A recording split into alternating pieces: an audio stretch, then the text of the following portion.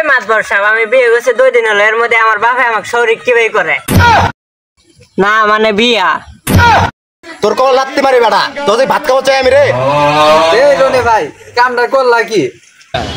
এই মিয়া, আমরা নৌকা দিয়াম না, সেও খাইছে আমিও তারা খাইছি।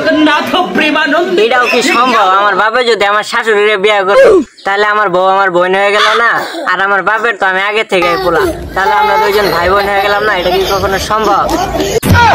তাহলে তো সম্পর্ক আমাদের করার বেশি টাকা, তাহলে মানাই নে নাই। কেমনে মানায় নিব? আমার শ্বশুর বাড়ি আর আমার বউয়ের শ্বশুর বাড়ি একই জায়গায়, আবার হইলো আমার বাপের শ্বশুর বাড়ি আমার শৌরির শ্বশুর বাড়ি একই জায়গায়, এটা কেমনে মানায় নিব? আমার যদি ছেলে বলে হয় তাহলে আমার বাপের নানা কইব না দাদা কইব, আবার আমার বাপের যদি ছেলে বলে হয় আমার মামা কইব না দুলা ভাই কইব। আহা, মহাবিপদে তো পড়লাম। এরকম সালিসি তো আমি এর আগেও একবারও করি নাই। তা নয় আমি বাদ দিয়ে দিলাম, আমার বাপের কি আমি আব্বা কমু না শ্বশুর কমু? আহা, কঠিন প্রশ্নের মধ্যে পড়লাম। তুই না হয়তো ডেডি কইস। আমি না হয় ডেডি কইলাম, আমার বউ কি আমার আব্বারে শ্বশুর কইব না আব্বা কইব?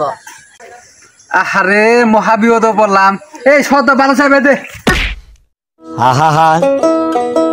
আমি পারি না।